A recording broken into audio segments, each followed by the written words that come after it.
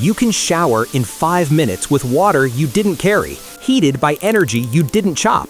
You can smell like nothing at all, no sweat, no smoke, no trace of anything, just by opening a bottle. You don't even think about it. It's the most ordinary thing you'll do all day. Now walk into a street in Rome, 90 AD, fish sauce fermenting in open vats, wool being washed in something that used to be inside a person, smoke, sweat, crowds, and underneath all of it, one smell so specific that a poet wrote it down on purpose, aimed it at one real woman, and it survived 2,000 years because everyone who read it recognized it immediately. Here's the promise. By the end of this, you're going to know exactly what that smell was because a Roman poet cataloged it item by item, like he was building a legal case. And the twist is that even Rome's most image-obsessed elites, the ones who could afford anything, never actually solved this problem. They just got very good at hiding it. Let's start with the one place every Roman went to get clean. The Roman bath, the thermae, looks in every movie like a spa day. Marble, steam, relaxation. The reality smelled almost nothing like that. Romans didn't have soap the way you have soap. The standard method was olive oil rubbed into the skin, then scraped off with a curved metal tool called a stridulum, pulling off a mix of oil, sweat, and dead skin in long strokes. That scraped off residue, called strigmentum, was common enough that it shows up as an actual ingredient in Roman medical recipes.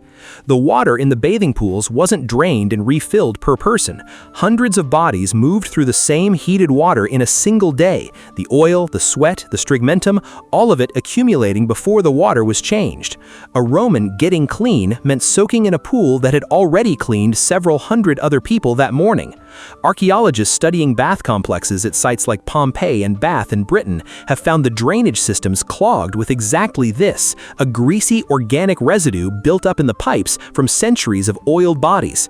The bath made you feel clean. It didn't necessarily make you smell that way. If the bath didn't fully work, the next move was to cover the smell entirely, and wealthy Romans did this aggressively. Pliny the Elder, writing his natural history around 77 AD, devoted an entire section to unguents and perfumes, oils infused with cinnamon, myrrh, rose, saffron, imported at extraordinary cost from Arabia and India. The wealthiest Romans didn't dab perfume on, they were doused in it, head to foot, before appearing in public. Even other Romans found this suspicious. The poet Martial wrote an epigram mocking a man named Postumus, specifically because he always smelled of perfume, never once of nothing. Martial's point, made explicit in the poem, was that a person who smells of something at every single moment is a person actively hiding what's underneath. Smelling like nothing wasn't achievable. The best you could hope for was smelling like something else, permanently on purpose. Here's the part that breaks the toga movie image completely. Those bright white togas everyone wore were cleaned using stale human urine. Roman laundries were run by professionals called fullers. Urine breaks down into ammonia over time, and ammonia is an effective degreaser and whitening agent. So fullers collected it in bulk from public street corner pots specifically placed there for that purpose. Workers stomped wool and fabric in vats of stale urine mixed with water to strip out grease and brighten the cloth. This business was so large-scale and so profitable that the Emperor Vespasian placed a tax on the urine collected for it in 70 AD. When his own son complained the tax was beneath imperial dignity, Vespasian reportedly held up a coin from the proceeds and asked whether it smelled bad. It didn't, he said. Peconia non olet. Money doesn't stink. The phrase is still used today, and almost nobody using it knows it's a joke about a piss tax. So, a spotless, gleaming white toga, the exact image every Rome movie sells you, came out of a vat of aged human urine, stomped in by bare feet, dried in the open street. Now add the smell that never left because it was in nearly everything Romans ate. Garum, a fermented fish sauce made from fish guts, salt, and weeks of decomposition in the sun, was the single most common condiment in the Roman world. Entire manufacturing quarters existed just to produce it.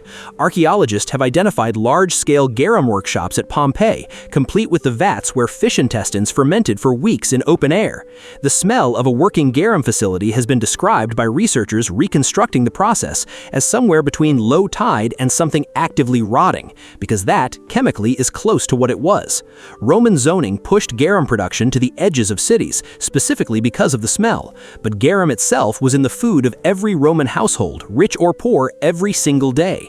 You couldn't avoid the smell if you tried, because eventually you were wearing it too, on your breath, on your hands.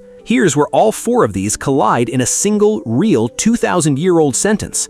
Around 91 AD, Martial wrote an epigram about a Roman woman named Thais, and in it he lists exactly what she smells like, item by item, the way you'd read out evidence. An old fuller's jar cracked open in the street, that's the urine vats. A jar of spoiled garum, that's the fish sauce. A goat straight from mating. A lion's breath. A hide stripped from an old dog. A rotting egg.